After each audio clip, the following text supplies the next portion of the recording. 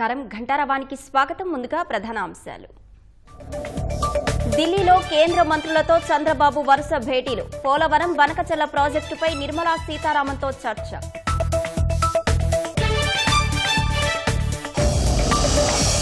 SC ST కేసులో సజ్జల భార్గవ్ రెడ్డికి సుప్రీంకోర్టులో చుక్కెదురు. ముందస్తు బెయిల్ నిరాకరణ, సోషల్ మీడియా పోస్టులపై ఆగ్రహం.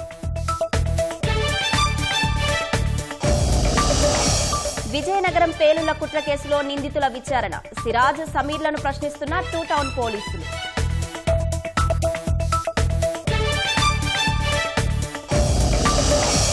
రాష్ట్రంలో డీఎస్సీ నిర్వహణకు సుప్రీంకోర్టు పచ్చజెండా. వాయిదా వేయాలన్న పిటిషన్ కొట్టివేత.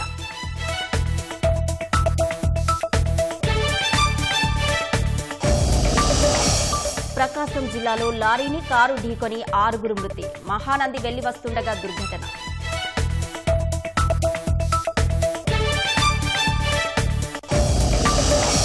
ఆపరేషన్ సింధూర్ను ప్రపంచమంతా కొనియాడిందన్న అమిత్ షా. ఉగ్రవాదానికి ధీటైన జవాబు ఇచ్చామని వెల్లడి.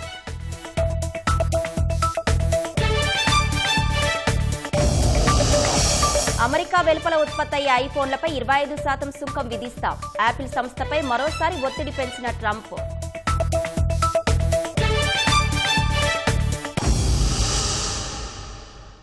ముఖ్యమంత్రి చంద్రబాబు హస్తినా పర్యటనలో బిజీగా ఉన్నారు. వరుసగా కేంద్ర మంత్రులతో సమావేశమవుతున్నారు. రాష్ట్రానికి సంబంధించిన వివిధ అంశాలపై ఆయా శాఖల మంత్రులకు విజ్ఞాపనలు అందించారు. ఢిల్లీ పర్యటనలో ఉన్న సీఎం చంద్రబాబు పలువురు కేంద్ర మంత్రులతో భేటీ అవుతున్నారు. కొద్దిసేపటి క్రితం కేంద్ర హోంమంత్రి అమిత్ షాను కలిసిన ముఖ్యమంత్రి కొత్త నేర చట్టాల అమలుపై కేంద్ర హోంమంత్రి అమిత్ షా నిర్వహించిన సమీక్షలో పాల్గొన్నారు. నేర చట్టాల అమలుపై ఇప్పటికే పలు రాష్ట్రాలతో అమిత్ షా సమీక్ష నిర్వహించారు. అంతకుముందు కేంద్ర ఆర్థిక మంత్రి నిర్మలా సీతారామన్తో సీఎం సమావేశమయ్యారు. పోలవరం బనకచెర్ల అనుసంధాన ప్రాజెక్టుకు కేంద్రం మద్దతు కోరుతూ సీఎం ఓ ప్రతిపాదనను కేంద్ర ఆర్థిక మంత్రికి సమర్పించారు. ఈ ప్రాజెక్టు కరువు పీడిత ప్రాంతాల్లోని కోట్లాది మందికి ప్రయోజనం చేకూరుస్తుందని, భారతదేశంలో నదుల అనుసంధానానికి ఆదర్శంగా నిలుస్తుందని సీఎం వివరించారు. పోలవరం బనకచెర్ల ప్రాజెక్టుపై నిర్మలా సీతారామన్తో చర్చించినట్లు సమావేశం అనంతరం సీఎం ట్వీట్ ద్వారా పేర్కొన్నారు. కేంద్ర రాష్ట్రాల సమన్వయంతో పోలవరం బనకచెర్ల నిర్మిస్తామని వెల్లడించారు.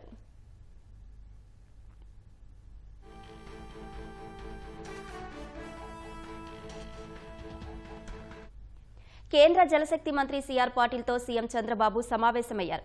సాగు, తాగునీరు, ఇతర మౌలిక వసతుల ప్రాజెక్టులను త్వరితగతిన పూర్తి చేయడానికి ఆర్థికంగా అనుమతుల పరంగా చేయూత ఇవ్వాలని విజ్ఞప్తి చేశారు.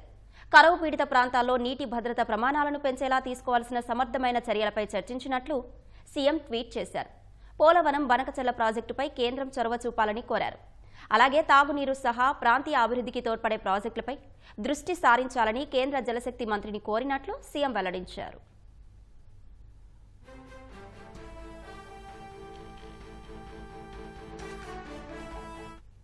అంతకుముందు కేంద్ర పునరుత్పాదక ఇంధన శాఖ మంత్రి ప్రహ్లాద్ జోషితో సీఎం భేటీ అయ్యారు. హరిత ఇంధనాన్ని ప్రజలకు మరింత చేరువ చేయడమే లక్ష్యంగా పీఎం సూర్యఘర్ ముఫ్త్ బిజ్లీ యోజన కింద రూఫ్ టాప్ సోలార్ సామర్థ్య కేటాయింపుల కోసం ఆయన ఓ ప్రతిపాదనను కేంద్ర మంత్రికి సమర్పించారు. 2025 జనవరిలో ఇంధన మంత్రిత్వ శాఖకు ఏపీ డిస్కంలు సమర్పించిన ప్రతిపాదనకు త్వరితగతిన ఆమోదం తెలపాలని సీఎం కేంద్ర మంత్రిని కోరారు. ఈ ప్రతిపాదనకు కేంద్రం అంగీకారం తెలిపితే రాష్ట్రంలోని 20 లక్షల ఎస్సీ ఎస్టీ గృహాలకు ఉచిత రూఫ్ టాప్ సోలార్ సిస్టమ్లు లభిస్తాయి.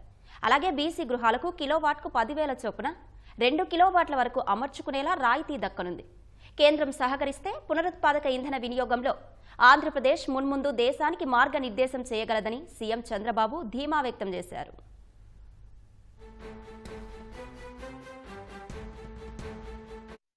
ఏపీలో వ్యూహాత్మక రక్షణ ఏరోస్పేస్ ప్రాజెక్టుల ఏర్పాటు గురించి రక్షణ శాఖ మంత్రి రాజ్నాథ్ సింగ్తో జరిగిన భేటీలో చర్చించినట్లు తెలిసింది.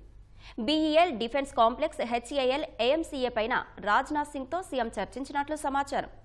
రక్షణ మంత్రితో భేటీ అనంతరం ట్వీట్ చేసిన సీఎం దేశ రక్షణ ఏరోస్పేస్ రంగ భవిష్యత్తుకు మూల స్తంభంగా ఆంధ్రప్రదేశ్ ఆవిర్భవించడానికి సమగ్రమైన రోడ్ మ్యాప్ గురించి చర్చించినట్లు పేర్కొన్నారు. థీమాటిక్ డిఫెన్స్ హబ్లు, డీఆర్డీఓ అనుబంధ వ్యూహాత్మక మౌలిక సదుపాయాల ఏర్పాటుకు ఏపీ సంసిద్ధంగా ఉందని వివరించినట్లు తెలిపారు. ఆత్మనిర్భర్ భారత్కు ఏపీ పూర్తి సహకారం అందిస్తుందని రాజ్నాథ్కు చెప్పినట్లు సీఎం పేర్కొన్నారు.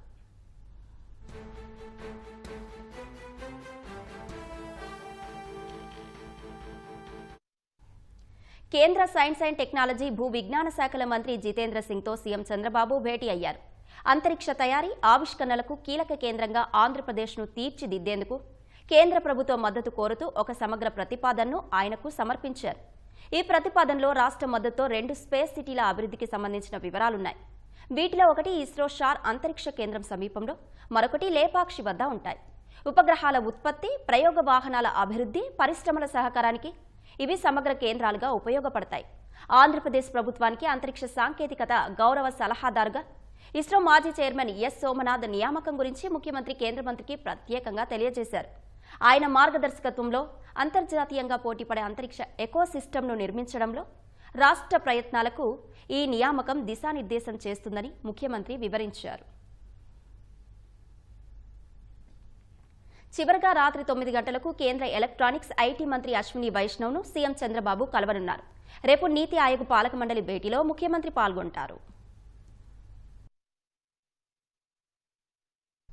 ఎస్సీ/ఎస్టీ అట్రాసిటీ కేసులో వైసీపీ నేత సజ్జల భార్గవ్ రెడ్డికి సుప్రీంకోర్టులో చుక్కెదురైంది. ముందస్తు బెయిల్ ఇచ్చేందుకు సర్వోన్నత న్యాయస్థానం నిరాకరించింది.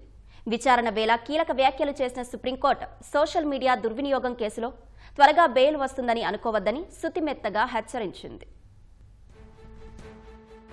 వైసీపీ నేత సజ్జల భార్గవ్ రెడ్డి సామాజిక మాధ్యమాల్లో పెట్టిన పోస్టులు తీవ్ర అభ్యంతరకరంగా ఉన్నాయని Justice Pankaj Mittal, Justice SVN భట్టీలతో కూడిన సుప్రీంకోర్టు ధర్మాసనం మండిపడింది. ఇలాంటి కేసుల్లో ముందస్తు బెయిలిస్తే మిగిలిన వారు మరింత రెచ్చిపోతారని అభిప్రాయపడింది. సోషల్ మీడియా దుర్వినియోగం కేసుల్లో త్వరగా బెయిల్ వస్తుందనుకోవద్దని స్పష్టం చేసింది. త్వరగా బెయిల్ వస్తుందనుకుంటే ప్రతి ఒక్కరూ ఇష్టారీతిన వ్యవహరిస్తారని అభిప్రాయపడింది. సోషల్ మీడియా దుర్వినియోగం ఎవరు చేసినా తప్పేనని తేల్చి చెప్పింది. ఇలాంటి తప్పులు ఎవరు చేసినా వ్యవస్థ శిక్షిస్తుందని ధర్మాసనం స్పష్టం చేసింది. సోషల్ మీడియాలో మీరు పెట్టిన పోస్టులు మాకు అర్థం కాలేదనుకున్నారా అని సజ్జల భార్గవ్ రెడ్డిని ఉద్దేశించి వ్యాఖ్యానించిన సుప్రీంకోర్టు, మీరు ఏ ఆలోచనతో పోస్టులు పెట్టారో ఆ మాత్రం తెలుసుకోలేమా అని తీవ్రస్థాయిలో మండిపడింది. ఇది రాజకీయ అంశాలతో కూడిన కేసు అని భార్గవ్ రెడ్డి తరపు న్యాయవాది కోర్టుకు చెప్పగా, ఇక్కడ రాజకీయాలు అప్రస్తుతమని ధర్మాసనం తేల్చి చెప్పింది. భార్గవ్ రెడ్డికి ముందస్తు బెయిల్ ఇచ్చేందుకు నిరాకరించిన సుప్రీంకోర్టు ట్రయల్ కోర్టును ఆశ్రయించేందుకు కేవలం 2 వారాలే గడువిచ్చింది. ముందస్తు బెయిల్ కోసం సంబంధిత కోర్టునే ఆశ్రయించాలని సూచించింది. అరెస్టు నుంచి 2 వారాల వరకే మధ్యంతర ఉపశమనం ఇచ్చింది. మద్యం కుంభకోణం కేసులో రాజు కేశిరెడ్డికి సుప్రీంకోర్టులో నిరాశ తప్పలేదు. బెయిల్ కోరుతూ కేశిరెడ్డి ఉపేంద్రారెడ్డి, రాజు కేశిరెడ్డి దాఖలు చేసిన పిటిషన్లను ధర్మాసనం కొట్టేసింది. ఇప్పటికే కస్టడీలో ఉన్నందున బెయిల్ కోసం సంబంధిత కోర్టుకే వెళ్లాలని సూచించింది.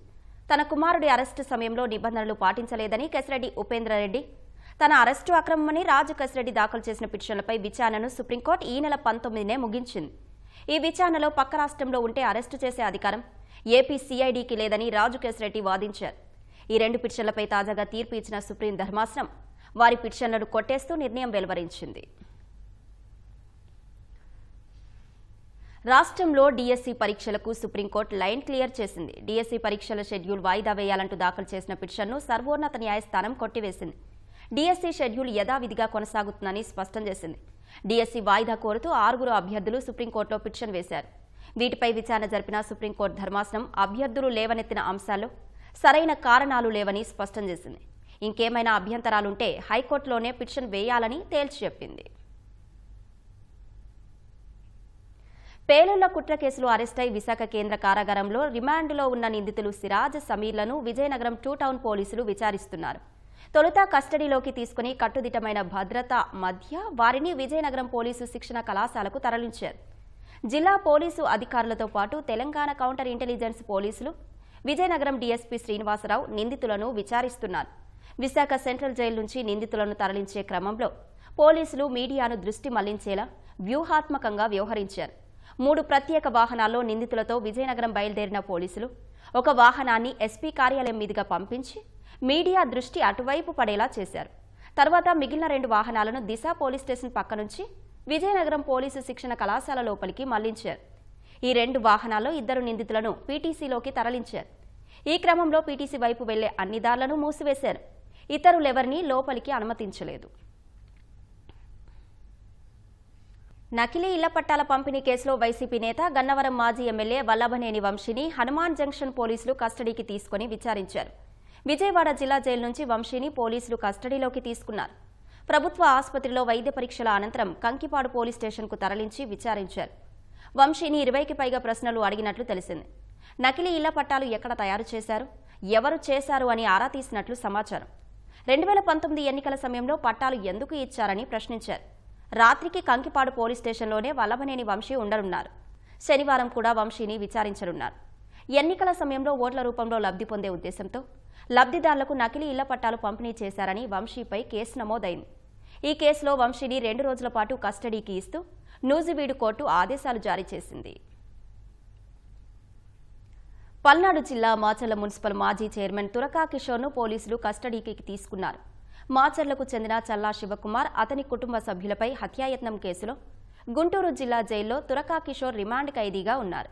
కేసు విచారణ పూర్తి చేసేందుకు కిషోర్ను కస్టడీకి అప్పగించాలని పోలీసులు కోర్టుకు విన్నవించారు. దీంతో కిషోర్ను 2 రోజుల పాటు పోలీసుల కస్టడీకి అప్పగిస్తూ మాచర్ల కోర్టు ఉత్తర్వులు జారీ చేసింది. మాచర్ల పోలీసులు గుంటూరు జిల్లా జైలుకు వచ్చి కిషోర్ను కస్టడీకి తీసుకున్నారు.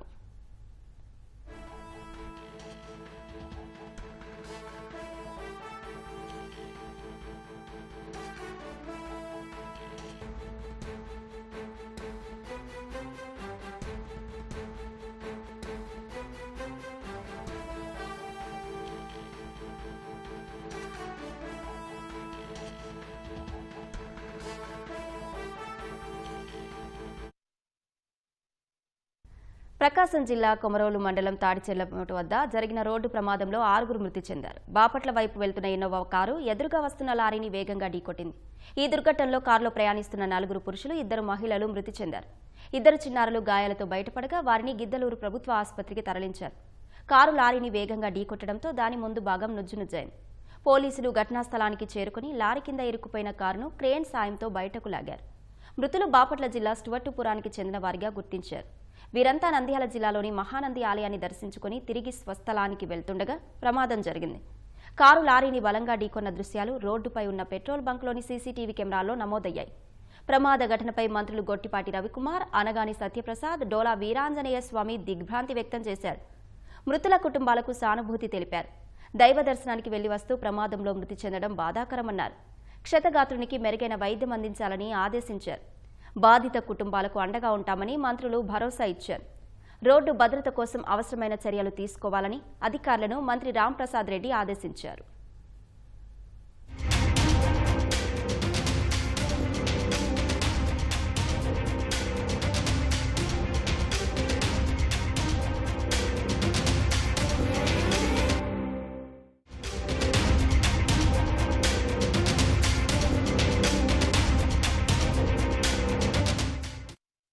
విశాఖ స్టీల్ ప్లాంటులో SMS2 విభాగంలోని మిషన్ 2లో మంటలు ఎగిసిపడ్డాయి.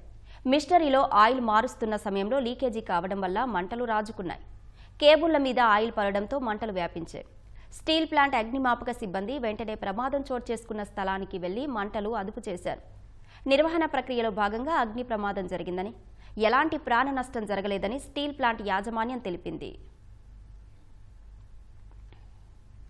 మద్యం కుంభకోణంలో జైలుకు వెళ్లడం ఖాయమనే సంగతి తెలిసే జగన్ ఎదురుదాడిని ఎంచుకున్నారని టీడీపీ నేతలు ధ్వజమెత్తారు. అబద్దాన్ని పదే పదే ప్రచారం చేస్తే నిజమవదన్న నేతలు చేసిన తప్పుకు జగన్కు శిక్ష తప్పదని స్పష్టం చేశారు. నెల్లూరు, విశాఖలో నిర్వహించిన మహానాడులో 2 నేతలు పాల్గొన్నారు. జగన్మోహన్ రెడ్డి చెప్తా ఉన్నాడు, నిన్న మనం కూడా ప్రెస్ మీట్ లో ఆగండి నేను సినిమా చూపిస్తా అని చెప్పి. ఆయనకు ఆల్రెడీ ప్రజలు మొన్న సినిమా చూపించారు. ఏ మాత్రం సౌండ్ లేకుండా రౌండ్ వేశారు ఆయనకి. ఇలా విశాఖపట్నంలో అయితే నీకు కాలు పెట్టే ఛాన్స్ ఇవ్వని చెప్పి ప్రజలు ఇప్పటికే చెప్పారు. నేను బెజవాడలోనే ఉన్నాను, వస్తే కావాల్సింది అరెస్ట్ చేసుకోండి అని చెప్పారు. జగన్మోహన్ రెడ్డి గారికి అర్థం కాదు ఏంటంటే, ఆయన చేసిన తప్పులు తేలిన తర్వాత ఆయన విజయవాడలో ఉన్నా, విదేశాల్లో ఉన్నా, లేకపోతే ఎక్కడున్నా లాక్కొచ్చి ఖచ్చితంగా అరెస్ట్ చేస్తారు. ఎందుకంటే చట్టం ఎవరికి కూడా చుట్టం కాదు. విజయసాయి రెడ్డి గారు పోటీ చేసినప్పుడు ఆయన పక్కన పెట్టుకుని భుజం మీద చేసి మా సాయన్న చాలా మంచోడు, చాలా సౌమ్యుడు, చాలా ఉత్తముడు, ఇటువంటి వ్యక్తిని గెలిపించని కరెక్ట్ గా 1 year బ్యాక్ ఎలక్షన్ ముందు నెల్లూరులో చెప్పాడు. సీట్ కట్ చేస్తే నిన్న అటువంటి సాయిరెడ్డిని కూడా సాయిరెడ్డి అమ్ముడు పోయాడంట. ఓసర వీళ్ళు కూడా సిగ్గుపడే విధంగా ఆయన మాట్లాడుతూ ఉన్నాడు. జూన్ 4వ తేదీ వెన్నుపోటు దినంగా ప్రకటిస్తా అంట ఆయన. నేనైతే ఒక మాట చెప్తుండా, 2029 మీ వైఎస్ వైఎస్ఆర్సీపీకి రాష్ట్ర ప్రజలు అంత్యక్రియలు చేయబోతున్నారు. బోఫోర్స్ ఎంత 60 కోట్లు. అక్కడ కేజ్రీవాల్ జైలుకి పంపించారు, డిప్యూటీ సీఎం జైలుకి పంపించారు, కవితను జైలుకి పంపించారు. ఎంత 150 కోట్లు. ఈరోజు సిఐడి సాక్ష్యాధారాలతో తేల్చిందంత 3,200 కోట్లు. నేను చెప్పా, అయ్యా అఫీషియల్ సేల్స్ 3,200 కోట్లు, 10,000 కోట్లు అవినీతి జరిగిందని చెప్పా. ఈరోజు వాళ్ళు తప్పించుకునే పరిస్థితి లేదు. ప్రజలు 11 సీట్లు ఇచ్చి ప్రతిపక్ష హోదా రాకుండా చేసిన జగన్కు బుద్ధి రాలేదని రాజధాని రైతులు అన్నారు. అమరావతిపై జగన్ మళ్లీ విషం కక్కుతున్నారని మండిపడ్డారు. సీఎంగా అనేక కుంభకోణాలకు పాల్పడ్డ జగన్ త్వరలో జైలుకెళ్లక తప్పదన్నారు. జగన్ అమరావతిపై విషం చిమ్మడం మానుకోవాలని, లేకపోతే తగిన రీతిలో బుద్ధి చెబుతామన్నారు. జగన్మోహన్ రెడ్డి గారికి మేము ఒక్కటే చెప్తున్నాం, స్కామ్ అంటేనే అడ్రస్. మీకు స్కాములు అంటే ఏంటి, ఎలా చేస్తారనేది అసలు మీ గురించి రాష్ట్ర ప్రజలు అందరూ వివరంగా తెలుసుకుంటున్నారు. ఈరోజు 11 సిబిఐ కేసులు ఉన్నాయి, 7 ఈడీ కేసులు ఉన్నాయి, 16 నెలలు జైల్లో ఉండి వచ్చావు. నువ్వు 12 సంవత్సరాల నుంచి బెయిల్ మీద ఉన్నటువంటి ఆర్థిక నేరస్తుడివి, ఆర్థిక ఉగ్రవాదివి. ఎవరు కూడా జనం, ఆంధ్రప్రదేశ్ రాష్ట్ర జన పౌరులు ఎవరు కూడా నువ్వు చెప్పిన మాటలు నమ్మరు. రాజధాని కట్టడమే, అది నిర్మాణం చేయటం, రాష్ట్ర ప్రజలు బాగుపడటం ఆయనకి ఇష్టం లేదు. 500 ఎకరాలు చాలంటారు. 500 ఎకరాలు ఎలా సరిపోతాయి? 1,00,000 కోట్లు కావాలంటారు. 1,00,000 కోట్లు ఎవరి జేబుల్లో నుంచి ఎవరు తెచ్చి పెట్టాల్సిన పని లేదు. జగన్మోహన్ రెడ్డి గారు మీ డబ్బులు ఏం పెట్టాల్సిన పని లేదు. మీకు చేతకపోతే మెదలకుండా కూర్చోండి. రాష్ట్రంలో ఏ ఒక్క రైతు ఆత్మహత్య చేసుకోకూడదనే ఉద్దేశంతో ఒక ప్రణాళికబద్ధంగా ముందుకు వెళ్తున్నామని మంత్రి అచ్చెన్నాయుడు తెలిపారు. ఉద్యాన శాఖ పంటలపై ఏలూరు కలెక్టరేట్లో అధికారులతో ఆయన సమీక్షించారు. అనంతరం కోకో రైతుల సమస్యలు అడిగి తెలుసుకున్నారు. కోకో గింజలు కొనుగోలు చేసే కంపెనీలు సరైన ధర ఇవ్వకుండా వేధిస్తున్నాయని రైతులు మంత్రి దృష్టికి తీసుకొచ్చారు. దీనిపై కంపెనీలతో మాట్లాడిన మంత్రి ఈ ఏడాది రైతుల వద్ద ఇప్పటి వరకు ఉన్న మొత్తం కోకో గింజలు కొనుగోలు చేసేలా వారిని ఒప్పించారు. వచ్చే ఏడాది నుంచి ప్రత్యేకమైన చట్టం తీసుకువచ్చి ధర వచ్చేలా చూస్తామని రైతులకు అచ్చెన్న హామీ ఇచ్చారు. మాటలైతే గత ప్రభుత్వంలో విపరీతంగా చెప్పారు. 3,000 కోట్ల రూపాయలు మార్కెట్ ఇంటర్వెన్షన్ ఫండ్ పెట్టాం, రైతుకు మేలు చేస్తున్నామని చెప్పారు. నేను అధికారంలోకి వచ్చిన తర్వాత ఎంత ఖర్చు పెట్టారో చూస్తే గుండు 10 మాసాల్లో 140 కోట్ల రూపాయలు ఇంటర్వెన్షన్ ఫండ్ పెట్టాం. అందులో 80 కోట్లు ఖర్చు పెట్టాం. రేపటి నుంచి కోకో కూడా ఏదైతే 1000, 1200, 1500 ఇంకా మెట్రిక్ టన్నులు రైతుల దగ్గర ఉందో అదంతా కూడా కొని రాష్ట్ర ప్రభుత్వమే రిమైనింగ్ డబ్బులు పే చేసి ఈ సమస్యకు పరిష్కారం చూపాం. హైదరాబాద్లోని సివిల్స్ సప్లై భవనాన్ని తెలంగాణకు అప్పగించేందుకు ఇరు రాష్ట్రాల పౌర సరఫరాల శాఖ మంత్రులు నిర్ణయించారు. ఎర్రమంజిల్ పౌర సరఫరాల భవన్లో తెలంగాణ, ఆంధ్రప్రదేశ్ పౌర సరఫరాల శాఖ మంత్రులు ఉత్తమ్ కుమార్ రెడ్డి, నాదెండ్ల మనోహర్ సమావేశమయ్యారు. పౌర సరఫరాల శాఖ సంస్థ ఆస్తుల బదిలీపై మాట్లాడుకున్నట్లు తెలంగాణ మంత్రి ఉత్తమ్ తెలిపారు. రాష్ట్ర విభజనలో భాగంగా సివిల్ సప్లై భవనంలో సగం ఏపీకి వెళ్లిందని, జూన్ 1 నుంచి పూర్తిగా తెలంగాణకు ఇచ్చేలా అంగీకారం కుదిరిందని ఉత్తమ్ వివరించారు. ఇరు రాష్ట్రాల మధ్య సత్సంబంధాలు ఉండాలనేదే తమ లక్ష్యమని, ఇందులో భాగంగా సామరస్యంగా ఆస్తుల బదిలీ జరుగుతోందని మంత్రి నాదెండ్ల మనోహర్ చెప్పారు. కాకినాడ నుంచి ఫిలిప్పీన్స్కు తెలంగాణ బియ్యం ఎగుమతి కోసం అవసరమైన సౌకర్యాలపై చర్చించినట్లు మనోహర్ తెలిపారు. సివిల్ సప్లైస్ కార్పొరేషన్ కున్న ప్రాపర్టీస్ ఇక్కడ అక్కడ అది ఎట్లా సెటిల్ చేసుకోవాలి, ఏం చేసుకోవాలి అని చర్చలు కూడా జరిపి ఒక ముందంజ వేయబోతున్నాం. ప్రాథమికంగా సివిల్ సప్లైస్ భవన్ లో వాళ్లకున్న ఆ సగభాగం కూడా ఇప్పుడు తెలంగాణకి వాళ్ళు ఈ నెలాఖరు నుంచి వచ్చే నెల 3వ వారం నుంచి ఇవ్వబోతున్నారు. అదేవిధంగా కార్పొరేషన్ కున్న 16 ఫ్లాట్స్ ఉన్నాయి క్రాంతి శిఖర్ అపార్ట్మెంట్స్ లో ఎంప్లాయీస్ ఉండేవి. అవి కూడా క్రమక్రమంగా తెలంగాణకి ట్రాన్స్ఫర్ అయితే ఈ అనేక అంశాలు చర్చించి మరి ఏ విధంగా మనం కలిసి ముందుకు పోదామో మేము మాట్లాడాం. రైస్ ఎక్స్పోర్ట్ కూడా ఉత్తమ్ కుమార్ రెడ్డి గారి నాయకత్వంలో ఈ రోజున ఫిలిప్పీన్స్ దేశానికి తీసుకెళ్తున్నారు, కాకినాడ పోర్ట్ నుంచి. సో మేము అక్కడ ఎటువంటి ఫెసిలిటీస్ ఏర్పాటు చేయగలుగుతాం, విశాఖపట్నం పోర్ట్ కానివ్వండి, కాకినాడ పోర్ట్ కానివ్వండి, కృష్ణపట్నం పోర్టులో కానివ్వండి, మా రాష్ట్రాల్లో కూడా తప్పకుండా మేము భవిష్యత్తులో వీరి ట్రేడ్ని ఇంకా పెంచడానికి కోసం మేము అందించాల్సిన సహాయాన్ని ఖచ్చితంగా ముందుకు తీసుకెళ్లే విధంగా it's a question of sharing our knowledge. It's a mutual benefit program. Transfer of assets ఖచ్చితంగా జరగాలి, దానికి మేము కట్టుబడి ఉన్నాం. ప్రతి అడుగు కూడా సామరస్యంగా ప్రజలకు ఉపయోగపడే విధంగా నిర్ణయం తీసుకుని ముందుకెళ్తాం. భారత్లో ఉగ్రవాదాన్ని పూర్తిగా పాకిస్తాన్ పెంచి పోషిస్తోందనే వాస్తవాన్ని ఆపరేషన్ సింధూర్ బయటపెట్టిందని కేంద్ర హోంమంత్రి అమిత్ షా వెల్లడించారు. ఆపరేషన్ సింధూర్ సమయంలో పాకిస్తాన్ దుర్మార్గమైన చర్యలను అడ్డుకొని భారత సైన్యం తన సామర్థ్యాన్ని నిరూపించుకుందని తెలిపారు. ఢిల్లీలోని బీఎస్ఎఫ్ కార్యక్రమంలో పాల్గొన్న కేంద్ర హోంమంత్రి ఆపరేషన్ సింధూర్తో ఉగ్రవాదానికి ధీటైన జవాబిచ్చామని చెప్పారు. పాక్లోని ఉగ్ర స్థావరాలను భారత్ లక్ష్యంగా చేసుకుంటే పాక్ ఆర్మీ భారత్పై దాడులకు తెగబడిందని మండిపడ్డారు. పౌర నివాసాలు, సైన్యం స్థావరాలపై దాడులకు యత్నించి విఫలమయ్యారన్నారు. ఈ చర్యతో ఉగ్రవాదం పోషకులుగా పాకిస్తాన్ నిరూపించుకున్నారని అమిత్ షా పేర్కొన్నారు. భారత్ చేపట్టిన ఆపరేషన్ సింధూర్ను ప్రపంచమంతా కొనియాడిందన్నారు. పాక్ బంగ్లాదేశ్ కీలక సరిహద్దుల్లో బీఎస్ఎఫ్ జవాన్లు రక్షణగా నిలిచారని కొనియాడారు. సరిహద్దులు పరిరక్షిస్తున్న జవాన్లకు సెల్యూట్ చేస్తున్నానని చెప్పారు. సరిహద్దుల్లో బలమైన రక్షణ చర్యలతో ప్రజలు ఇకపై ప్రశాంతంగా ఉండవచ్చని అమిత్ షా వివరించారు. पहलगांव में इंतहा ही कर दी।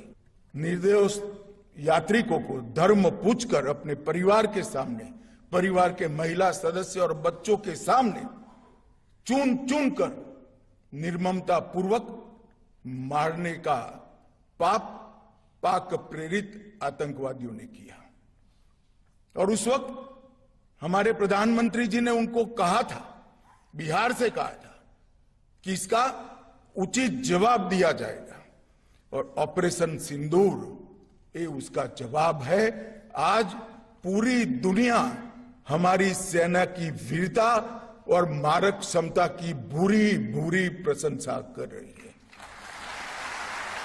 और मैं आज इस मंच पर से सेना के उन वीर जवानों को, तीनों सेनाओं ने मिलकर जो पराक्रम किया है, वो सभी को समग्र राष्ट्र की ओर से मैं उनको अभिनंदन भी करना चाहता हूं और धन्यवाद भी कहना चाहता हूं। ఈశాన్య రాష్ట్రాలు అద్భుతమైన పురోగతికి సాక్ష్యంగా నిలుస్తున్నాయని ప్రధాని మోదీ తెలిపారు. ఈ ప్రాంత అభివృద్ధిలో మరింత వేగం పెంచేందుకు కేంద్రం కట్టుబడి ఉందన్నారు. Rising North East Investment Summit ప్రారంభోత్సవ కార్యక్రమంలో పాల్గొన్న మోదీ వైవిధ్యమే ఈశాన్య రాష్ట్రాలకు అతిపెద్ద బలమన్నారు. గతంలో సరిహద్దు ప్రాంతాలుగా పిలువబడే ఈశాన్య రాష్ట్రాలు ఇప్పుడు అభివృద్ధిలో ముందు వరుసన నిలుస్తున్నాయని కొనియాడారు. గతంలో బాంబులు, తుపాకులు, దిగ్బంధాలకు ఈశాన్య రాష్ట్రాలు పర్యాయపదంగా ఉండడంతో ఇక్కడి యువత ఎన్నో అవకాశాలు కోల్పోయినట్లు మోదీ తెలిపారు. 10 ఏళ్లలో 10,000 మంది యువత హింసా మార్గాన్ని వీడినట్లు చెప్పారు. తమ ప్రభుత్వ ఉగ్రవాదం లేదా నక్సలిజాన్ని సహించబోదని ప్రధాని మోదీ స్పష్టం చేశారు. नॉर्थ ईस्ट हमारे लिए अष्टलक्ष्मी है। ईस्ट का मतलब सिर्फ एक दिशा नहीं है, ईस्ट का मतलब है empower, act, strengthen and transform. एक समय था जब नॉर्थ ईस्ट को सिर्फ फ्रंटियर रीजन कहा जाता, आज ये ग्रोथ का फ्रंट रनर बन रहा है। किसी भी क्षेत्र के विकास के लिए सबसे जरूरी है शांति और कानून व्यवस्था। आतंकवाद हो या अशांति फैलाने वाले माओवादी, हमारी सरकार जीरो टॉलरेंस की नीति पर चलती है। ఛత్తీస్గఢ్లో మావోయిస్టులకు మరో ఎదురుదెబ్బ తగిలింది. గడ్చిరోలి జిల్లా కవాండే ప్రాంతంలో భద్రతా బలగాలకు మావోయిస్టులకు మధ్య జరిగిన ఎదురుకాల్పుల్లో 4 నక్సల్స్ మృతి చెందారు. బామ్రాగఢ్ అడవుల్లో నక్సల్స్ ఉన్నారనే నిఘా సమాచారంతో భద్రతా దళాలు కూంబింగ్ చేపట్టాయి. ఈ క్రమంలో మావోయిస్టులు తారసపడి కాల్పులు జరపగా భద్రతా దళాలు ఎదురుకాల్పులు జరిపాయి. ఈ ఎన్కౌంటర్లో 4 మావోయిస్టులు ప్రాణాలు కోల్పోయినట్లు అధికారులు వెల్లడించారు. మృతుల్లో 2 మహిళలు కూడా ఉన్నట్లు తెలిపారు. ఘటనా స్థలంలో భారీగా మందుగుండు సామాగ్రి, ఆయుధాలు స్వాధీనం చేసుకున్నట్లు పేర్కొన్నారు. మావోయిస్టుల కోసం సెర్చ్ కొనసాగుతున్నట్లు అధికారులు వివరించారు. ఛత్తీస్గఢ్లో వరుస ఎన్కౌంటర్ల వేళ పశ్చిమ ఏజెన్సీ సరిహద్దు ప్రాంతాల్లో పోలీసులు అప్రమత్తమయ్యారు. ఏజెన్సీ ప్రాంతాల్లో ప్రత్యేక నిఘా ఏర్పాటు చేసి ఎక్కడికక్కడే తనిఖీలు చేస్తున్నారు. పోలవరం ఎమ్మెల్యే చిర్రి బాలరాజుకు పటిష్టమైన బందోబస్తు ఏర్పాటు చేశారు. 10 రోజుల పాటు ఎలాంటి పర్యటనలు పెట్టుకోవద్దని ఆయనకు పోలీసు శాఖ సూచించింది. ఎమ్మెల్యేను నేరుగా కలిసేందుకు ఎవరూ రావద్దని, ఏదైనా ఎమర్జెన్సీ ఉంటే ఫోన్లో సంప్రదించాలని ఆయన కార్యాలయ వర్గాలు తెలిపాయి. బరిలంకలపాడులో ఎమ్మెల్యే నివాసం ఉండడంతో పోలీసులు ముందస్తు చర్యలు తీసుకున్నారు.